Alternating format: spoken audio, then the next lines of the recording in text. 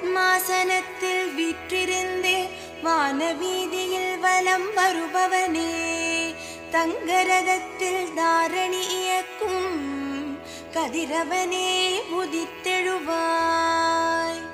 செம்பருத்தி நிறமாய் செஞ்சந்தனம் பூசி ஜகஜோதியாகி திகழ்பவனே, ஏழு குதிரைகள் பூட்டி எழிலுடன் அமர்ந்தே ஈரேழு உலகங்கள் காண்பவனே, பொன்னிற கதிரால் புவனம் காக்கும் ஆதித்யனே உதித்தெழுவாய்.